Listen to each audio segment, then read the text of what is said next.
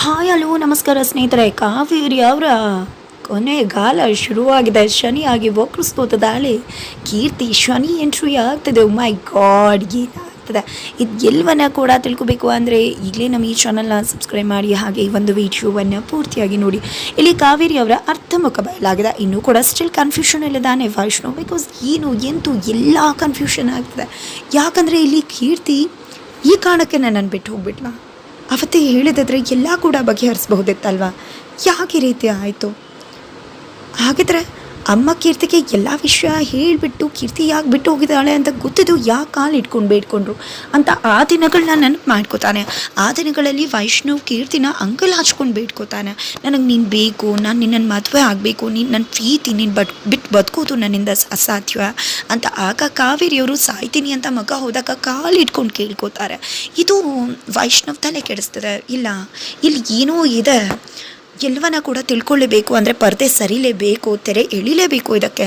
ಇಲ್ಲಾಂದರೆ ಖಂಡಿತ ಇದು ಒಗಟಾಗ್ಬಿಡುತ್ತೆ. ಇದಕ್ಕೆ ಉತ್ತರ ಸಿಗಬೇಕು ಅಂದರೆ ಅದು ಅಮ್ಮನ ಹತ್ರನೇ ಅಂತ ಅಂದ್ಕೊಂಡಿದ್ದೆ. ಅಮ್ಮನ ಬಳಿಗೆ ಹೋಗ್ತಾನೆ ವೈಷ್ಣವ್. ಆಲ್ರೆಡಿ ಫುಲ್ ಟೆನ್ಷನಲ್ಲಿರ್ತಾರೆ ಕಾವೇರಿ.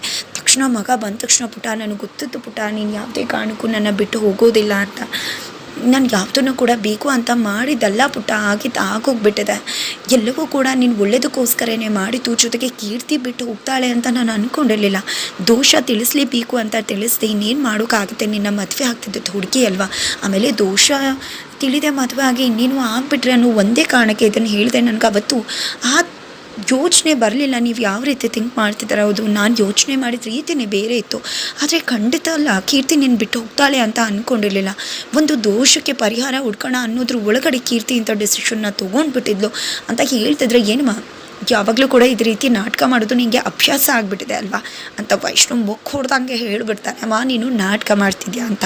ಬಟ್ ಇಲ್ಲಿ ಕಾವೇರಿ ಮಾತ್ರ ತನ್ನ ಸಮರ್ಥನೆ ಮಾಡ್ಕೋತಾರೆ. ನಾನು ನಾಟಕ ಮಾಡ್ತಿಲ್ಲ ಪುಟ, ನಾನು ನಿಜನೇ ಹೇಳ್ತಿರೋದು ಅಂತ. ಜೊತೆಗೆ ಪುಟ ನನ್ನ ಮಾತನ್ನು ನಂಬೋ ಪುಟ, ನಿಜವಾಗ್ಲೂ ಹೇಳ್ತಿದ್ದೀನಿ. ಅವಳು ನಿನ್ನನ್ನು ಬೇಡ ಅಂತ ಹೋದ ಮೇಲೇ ಲಕ್ಷ್ಮೀನ ನಾನು ನಿನಗೋಸ್ಕರ ಕರ್ಕೊಂಡು ಬಂದು ಮದುವೆ ಮಾಡಿಸಿದ್ದು ಪುಟ. ನೀನು ಚೆನ್ನಾಗಿರಬೇಕು ಅನ್ನೋದು ಅಷ್ಟೇ ಆಸೆ ನನಗೆ. ಅದು ಹೊರತಾಗಿ ಏನೂ ಇಲ್ಲ ಅಂತಂದರೆ ನೀನು ಮಾಡಿದ್ರಿಂದ ಎಂಥ ಕೆಲಸ ಆಗಿದೆ ನೋಡ್ತಾ ಇದೆಯಾ ಅಂತ ಹೇಳ್ತಿದ್ರೆ ವೈಷ್ಣವ್ ಇಲ್ಲ, ಕಬ್ಬನ ಕಾದಾಗಲೇ ಬಳಿಬೇಕು, ಇದೇ ಸರಿಯಾದ ಸಮಯ ಅಂದ್ಕೊಂಡು ಕಾಲೇ ಇಟ್ಕೊಂಡು ಬಿಡ್ತಾರೆ. ಕ್ಷಮಿಸ್ಬಿಡು ಪುಟ್ಟ ಅಂತ ವೈಷ್ಣವ್ ಕಾಲನ್ನು ಕಾವೇರಿಯವರು. ಅಮ್ಮ ನೀನು ಕಾಲು ಇಟ್ಕೊಂಡು ಕ್ಷಮೆ ಕೇಳಬೇಕು ಅಂತಲ್ಲ ನಾನು ಇದನ್ನೆಲ್ಲ ಮಾಡ್ತಿರೋದು. ಆದರೆ ಯಾಕೆ ರೀತಿ ಮಾಡಿದೆ? ಇಷ್ಟೆಲ್ಲ ಆಗಿರೋದೇ ನಿನ್ನ ಒಂದು ಕೆಟ್ಟ ನಡೆಯಿಂದ ಅಲ್ವಾ. ಅವತ್ತು ಎಲ್ಲವನ್ನ ಕೂಡ ಸರಿ ಮಾಡ್ಬೋದಿತ್ತು. ಇವತ್ತು ಮೂವರ ಬದುಕು ಕೂಡ ಹಾಳಾಗ್ಬಿಟ್ಟಿದೆ. ಇವತ್ತು ಕೀರ್ತಿ ಹೇಗೆ ರಿಯಾಕ್ಟ್ ಮಾಡ್ತಿದ್ದಾಳೆ ನೋಡಿದ್ಯಾ ಅಲ್ವಾ, ಲಕ್ಷ್ಮಿಗೆ ಏನು ಮಾಡಿದ್ದಾಳೆ ಅಂತ ನೋಡಿದ್ಯಾ ಅಲ್ವಾ. ಆಗಿರೋ ಇದನ್ನೆಲ್ಲ ಸರಿ ಮಾಡ್ಲಿಕ್ಕೆ ಆಗುತ್ತೆ ಅಂತ ಅಂದ್ಕೊಂಡಿದ್ಯಾ ಅಂದಾಗ ಖಂಡಿತ ಪುಟ್ಟ ಸರಿ ಮಾಡೋಕೆ ಆಗೋದಿಲ್ಲ ಅಂತ ಹೇಳ್ತಿದ್ದಾರೆ ಕಾವೇರಿ. ಪರಿಹಾರ ಕೊಟ್ಟರೆ ಮುಗ್ದೋಗುತ್ತಮ್ಮ, ಸಮಸ್ಯೆ ಬಗೆಹರಿದು ಬಿಡುತ್ತಾ? ಇಲ್ಲ ಅಲ್ವಾ, ಹೇಗಮ್ಮ ಇದನ್ನೆಲ್ಲ ಎದುರಿಸೋದು ಅಂತ ಕೇಳ್ತಿದ್ರೆ, ನೋಡು ಪುಟ್ಟ ಆಗಿದ್ದು ಆಗೋಗಿದೆ, ಮುಂದೆ ಆಗೋದನ್ನಷ್ಟೇ ನೋಡಬೇಕಾಗುತ್ತೆ. ಆಗತ್ತಿನ ಪರಿಹಾರ ಮಾಡೋಕ್ಕಾಗೋದಿಲ್ಲ, ಸರಿ ಮಾಡೋಕ್ಕಾಗೋದಿಲ್ಲ, ಮುಂದೆ ಒಳ್ಳೇದಾಗೋದು ಅಷ್ಟೇ ನೋಡಬೇಕು. ಆದರೆ ನಾನಂತೂ ಮಾಡಿದ್ದು ನಿನ್ನ ಉಳಿದುಗೋಸ್ಕರನೇ ಅಂತ ಹೇಳ್ತಿದ್ದಾರೆ ಕಾವೇರಿ. ಬಿಕಾಸ್ ಇಲ್ಲಿ ವೈಷ್ಣವ್ ಕಾವೇರಿ ಅವ್ರ ಹತ್ರ ಬರೋಕ್ಕೂ ಮುನ್ನ ಕಾವೇರಿಯವ್ರಿಗೆ ಆ ಒಂದು ಫೋಟೋ ಹೊಡೆದೋಗಿರೋದನ್ನು ಸರಿ ಮಾಡಬೇಕು ಅಂತ ಅಂದ್ಕೊಂಡು ಯಾರಿಗೂ ಕೂಡ ನನ್ನ ಪುಟ್ಟನ ಬಗ್ಗೆ ಕೇರೇ ಇಲ್ಲ. ಈ ಫೋಟೋ ಬಿದ್ದು ಹೋಗಿದ್ರು ಯಾರೂ ಕೂಡ ಎತ್ತಿ ಇಟ್ಟಿಲ್ಲ. ಗ್ಲಾಸಸ್ ಪೀಸಸ್ ಎಲ್ಲ ಹೊಡೆದೋಗಿದೆ. ನಾನೇ ಅದನ್ನು ಸರಿ ಮಾಡ್ತೀನಿ, ನನ್ನ ಪುಟ್ಟ ಯಾವತ್ತೂ ಕೂಡ ನನ್ನ ಬಿಟ್ಟು ಹೋಗೋದಿಲ್ಲ ಅಂತ ತಮಗೆ ತಾವೇ ಮಾತನಾಡ್ಕೊತಿರ್ತಾರೆ. ಆದರೆ ಆ ನಡುವೆ ಅವ್ರ ಅತ್ತೆ ಕಣ್ಮುಂದೆ ಬರ್ತಾರೆ. ಅತ್ತೆ ನಾನು ನೋಡ್ತಿದ್ದಾಗೆ ಗಾಬರಿ ಆಗುತ್ತೆ. ಏನು ಕಾವೇರಿ, ಈ ಫೋಟೋನ ಸರಿ ಮಾಡ್ತೀಯಾ? ಹೊಡೆದೋದು ಕಾಜು, ಹೊಡೆದೋರ್ಗಿರೋ ಮನಸ್ಸು ಯಾವತ್ತೂ ಕೂಡ ಎಂದು ಸರಿ ಮಾಡ್ಲಿಕ್ಕೆ ಆಗೋದಿಲ್ಲ ಅಂತ ಹೇಳ್ತಿದ್ರೆ, ಏನಿಲ್ಲ ನನ್ನ ಮಗ ನನ್ನನ್ನು ನಂಬ್ತಾನೆ, ನನ್ನ ಮಗ ನನ್ನನ್ನು ಬಿಟ್ಟು ಹೋಗೋದಿಲ್ಲ, ನನ್ನ ಮಗನ ನಾನು ಉಳಿಸ್ಕೋತೀನಿ ಅಂದಾಗ ಹೌದು, ನಂಬಿಕೆ ಅನ್ನೋದು ತುಂಬ ಮುಖ್ಯ. ನಂಬೋದು, ಆದರೆ ಆ ನಂಬಿಕೆ ಉಳಿಸ್ಕೊಳ್ಳೋದು ಅಷ್ಟೇ ಕಷ್ಟ ಅಲ್ವಾ. ನೀನು ಮಾಡಿರೋದೆಲ್ಲ ಅಂತಿತ್ತದ, ಅದು ಗೊತ್ತಾದರೆ ನಿನ್ನ ಮಗ ಉಳಿತಾನೆ ಅಂದ್ಕೊಂಡಿದ್ಯಾ? ಇನ್ನೊಂದು ಸತ್ಯ ಗೊತ್ತಾ, ನೀನು ಅಂದ್ಕೊಂಡಿದ್ಯಾ ನಿನ್ನೆ ಮೊನ್ನೆ ಆಗಿರೋದಕ್ಕೆ ಇದನ್ನೆಲ್ಲ ನೋಡ್ತಾ ಇದ್ದೀನಿ, ಅನುಭವಿಸ್ತಾ ಇದ್ದೀನಿ ಅಂತ. ಆದರೆ ನಿನ್ನೆ ಮೊನ್ನೆ ಆಗಿರೋದಕ್ಕಲ್ಲ. ಒಂದು ಗಿಡ ನಾವು ತುಂಬ ಪೋಷಣೆ ಮಾಡಿ ಬೆಳೆಸಿರ್ತೀವಿ. ಮಳೆಗಾಲ ಬಂದಾಗ ಅದು ಬೆಳೆದು ನಮಗೆ ಫಲ ಕೊಡುತ್ತೆ. ಹಾಗಂದು ಮಾತ್ರಕ್ಕೆ ಮಳೆಯಿಂದ ಫಲ ಕೊಡ್ತು ಅಂತಲ್ಲ ಅಲ್ವಾ. ಅವತ್ತು ನಾವು ಪೋಷಣೆ ಮಾಡದೇ ಇದ್ದಿದ್ರೆ ಮಳೆ ಬಂದಿದ್ದರೂ ಫಲ ಇರ್ತಿತ್ತಲ್ವ. ಅವತ್ತಿನ ಪೋಷಣೆ ತುಂಬಾ ಇಂಪಾರ್ಟೆಂಟ್ ಆಗಿರುತ್ತೆ. ಹಾಗೆಯೇ ನೀನು ಕೂಡ ಎಂದೋ ಮಾಡಿರೋ ಪಾಪ ಕರ್ಮಗಳು ಎಲ್ಲವೂ ಒಟ್ಟಿಗೆ ಸೇರಿಕೊಂಡು ಇವತ್ತು ಪ್ರತಿಫಲ ಕೊಡ್ತದೆ. ನಿನ್ನ ಕರ್ಮಕಾಂಡ ತುಂಬಾ ಜಾಸ್ತಿ ಇದೆ. ಅದು ಎಲ್ಲದಕ್ಕೂ ಕೂಡ ನೀನು ಶಿಕ್ಷೆ ಅನುಭವಿಸ್ತೀಯ.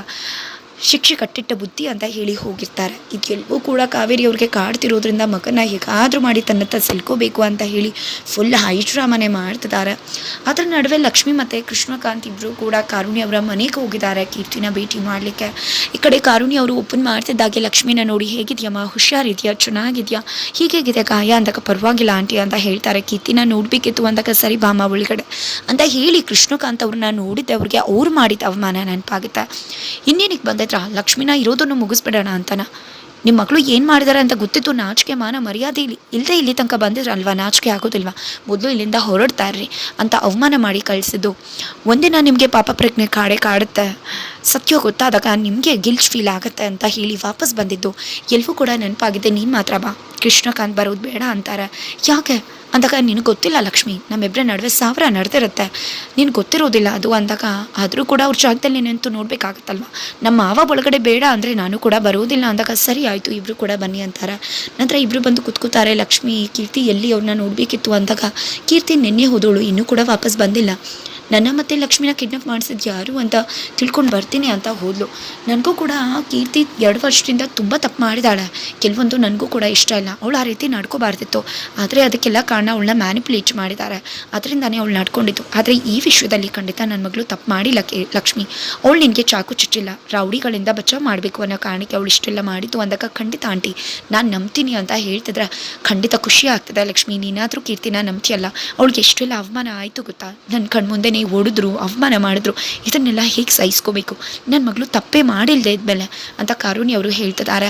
ಜೊತೆಗೆ ಇಲ್ಲಿ ನನ್ನ ಮಗಳು 50 ಲಕ್ಷ ಇಸ್ಕೊಂಡು ಹೋದ್ಲು ಅಂತಿದ್ದಾಗೆ, 50 ಲಕ್ಷ ಇಸ್ಕೊಂಡು ಪರಾರಿ ಆದ್ಲು ಅನ್ಸುತ್ತೆ, ತಪ್ಪು ಮಾಡಿದಾಳಲ್ವಾ, ಅದಕ್ಕೋಸ್ಕರ ಎಸ್ಕೇಪ್ ಆಗಿದ್ದಾಳೆ ಅಂತ ಹೇಳ್ತಿದ್ದಾರೆ ಕೃಷ್ಣಕಾಂತ್ ದಯವಿಟ್ಟು ಮಾತನ್ನು ಇಡ್ತಾ ಇದ್ದು ಮಾತಾಡಿ. ನನ್ನ ಮಕ್ಳಿಗೇನು 50 ಲಕ್ಷ ಏನು ಕಡಿಮೆ ಅಲ್ಲ, ಜಾಸ್ತಿ ದುಡ್ಡೇನಲ್ಲ. ಅವಳು ಬೇಕು ಅಂದರೆ ಅವ್ರ ತಂದೆಗೆ ಎಷ್ಟು ಬೇಕಿದ್ರು ಸುರಿತಾರೆ.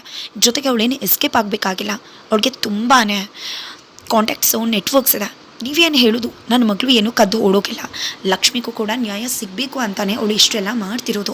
ಫೋನ್ ಮಾಡಿದ್ಲು ಅಂತ ಹೇಳ್ತಿದ್ದಾಗೆ, ಅಷ್ಟೆಲ್ಲ ದುಡ್ಡಿರೋಳು ಯಾಕಪ್ಪ ತನ್ನ ನಂಬರಲ್ಲಿ ಫೋನ್ ಮಾಡಿದೆ ಸ್ವಿಚ್ ಆಫ್ ಮಾಡ್ಕೊಂಡಿದ್ದಾಳೆ ಅಂತೆಲ್ಲ ಪ್ರಶ್ನೆ ಮಾಡ್ತಿದ್ದಾರೆ. ಈ ಕಡೆ ಲಕ್ಷ್ಮಿ, ದಯವಿಟ್ಟು ಮಾವ ಈ ರೀತಿ ಮಾತಾಡಬೇಡಿ, ಕೀರ್ತಿ ಅಂತ ತಪ್ಪನ್ನು ಮಾಡಿಲ್ಲ ಅಂತಾನೆ ಹೇಳ್ತಿದ್ದಾಳೆ. ತದನಂತರ ಈ ಕಡೆ ವೈಷ್ಣವಿ ಕಾವೇರಿ ಮಾತಾಡಬೇಕಿದ್ರೆ ಕೀರ್ತಿ ಕಾಲ್ ಮಾಡ್ತಾಳೆ, ಮೆಸೇಜ್ ಮಾಡ್ತಾಳೆ ಹೊರಗಡೆ ಬನ್ನಿ ಅಂತ. ಈ ಕಡೆ ವೈಷ್ಣವ್ ಯಾರು ಅಂತ ಕೇಳಿದ್ರೆ ಹೇಳೋದಿಲ್ಲ, ದಯವಿಟ್ಟು ಪುಟ ಕ್ಷಮಿಸ್ಬಿಡು ಅಂತಾರೆ. ಈ ಕಡೆ ವೈಷ್ಣವ್ ಮನಸ್ಸು ಒಡೆದೋಗಿದ್ದಾಗ, ಹಾಳಾಗಿದ್ದಾಗ ಏನೇ ಮಾತಾಡಿದ್ರು ಕೂಡ ಯಾವುದೂ ಕೂಡ ಸರಿ ಅಂತ ಅನಿಸೋದಿಲ್ಲ. ನನ್ನ ಮನಸ್ಸು ಈಗ ಸರಿ ಇಲ್ಲ, ನೀವು ಕಣ್ಣೀರು ಹಾಕ್ತಿದ್ರು ಕೂಡ ನನ್ನ ಮನಸ್ಸಿಗೆ ಏನೂ ಕೂಡ ಫೀಲ್ ಆಗ್ತಿಲ್ಲ, ನಾನು ಆಮೇಲೆ ಬರ್ತೀನಿ ಮನಸ್ಸು ಸರಿ ಹೋದ್ಮೇಲೆ ಅಂತ ವೈಷ್ಣವ್ ಹೋಗಿಬಿಡ್ತಾರೆ. ನಂತರ ಈ ಕಡೆ ಕಾವೇರಿಯವರು ಬೆನ್ನುಗೆಡ್ತು ಬೇಯ್ತಾಳೆ ಥರ ನನ್ನ ಕಾಡ್ತಿದ್ದಾಳೆ. ಬೇಕು ಅಂದಾಗ ಸಿಗೋದಿಲ್ಲ, ಈಗ ಮೆಸೇಜ್ ಮಾಡಿ ನಾನು ಆಚೆ ಬರಬೇಕಂತೆ, ಏನು ಮಾಡಲಿ ಅಂತ ಅಂದ್ಕೊಂಡು ಕಾಲ್ ಮಾಡ್ತಾರೆ. But already switch off. ಏನಪ್ಪ ಮಾಡೋದು ಅಂತ ಅಂದ್ಕೊಂಡಿದ್ದೆ, ಮೆಸೇಜ್ ಮಾಡ್ತಾರೆ ನಾನು ಹೊರಗಡೆ ಬಂದಿದ್ದೀನಿ ಅಂತ. ಬಟ್ ಹೊರಗಡೆ ಬಂದು ಹುಡುಕೋದ್ರ ಕೀರ್ತಿ ಎಲ್ಲೂ ಕೂಡ ಕಾಣಿಸ್ತಿಲ್ಲ. ಈ ಕಡೆ ಕಾವೇರಿ ಅವರಂತೂ ಏನಿದು ಮೆಸೇಜ್ ಮಾಡಿಬಿಟ್ಟು ಇವಾಗ ನೋಡಿದ್ರೆ ಬಂದಿಲ್ಲ, ಏನು ಅಂದ್ಕೊಂಡಿದ್ದಾಳೆ, ಇವಳು ಸಾಹಸ ಮಾಡಿ ಕೆಟ್ಟೆ ನಾನು ಅಂತ ಅಂದ್ಕೊಳ್ತಾ ಇದ್ದಾಗೆ ಆ ಕಡೆ ತಿರ್ಗಿ ನೋಡ್ತಾರೆ ರೌಡಿಗಳು ನೋಡಿದೆ ಫುಲ್ ಹಾಗೆ ಬೆವ್ತ್ಕೋತಿದ್ದಾರೆ. ಓ ಮೈ ಗಾಡ್, ಇದನ್ನೆಲ್ಲ ಮಾಡಿಸ್ತಿರೋದು ಕೀರ್ತಿನೇ ರೌಡಿಗಳನ್ನ ಕರ್ಕೊಂಡು ಬಂದು ಮನೆ ಮುಂದೆ ನಿಲ್ಲಿಸಿದ್ದಾರೆ. ಕಾವೇರಿ ಮತ್ತು ರೌಡಿಗಳ ಭೇಟಿ ಆಗ್ತದೆ. ಹಾಗಿದ್ರೆ ಜೊತೆಗೆ ಕೀರ್ತಿ ಕೂಡ ಎಂಟ್ರಿ ಕೊಡೋ ಸಾಧ್ಯತೆ ಇದೆಯಾ? ಇಲ್ಲಿ ಮೂವರಿಗೂ ಕೂಡ ಮಾತಾಡ್ತಿರೋದನ್ನು ಸುಪ್ರೀತ್ ಅವರು ಬರ್ತಿದ್ದಾಗೆ ನೋಡ್ತಾರೆ. ಯಾರ ಜೊತೆ ಇವ್ರನ್ನ ನೋಡಿದ್ರೆ ಆ ಒಂದು ವಿಡಿಯೋದಲ್ಲಿ ಇದ್ದಂಥ ರೌಡಿಗಳ ಥರ ಇದ್ದಾರಲ್ಲ ಅಂತ ಸುಪ್ರೀತ್ ಅವ್ರಿಗೆ ಅನ್ನಿಸ್ತದೆ. ಹಾಗಾದರೆ ರೆಡ್ ಹ್ಯಾಂಡಾಗಿ ಸಿಕ್ಬಿತ್ತಿದ್ದಾರೆ ಕಾವೇರಿಯವರು. ಹಾಗಿದ್ರೆ ಏನಾಗುತ್ತೆ? ಸಂಜೆ ಪಾರ್ಟಿ ನಡೆಯುತ್ತಾ? ಪಾರ್ಟಿ ದಿನ ಕೀರ್ತಿ ಬಂದು ಎಲ್ಲ ಸತ್ಯ ಕೂಡ ರಿವೀಲ್ ಮಾಡ್ತಾಳೆ, ಅಥವಾ ಅದಕ್ಕೂ ಮುನ್ನ ಬೇರೆ ರೀತಿಯಾಗಿ ಕ್ಲೈಮ್ಯಾಕ್ಸ್ ಸಂಚಿಕೆಗಳು ಇದೆಯಾ?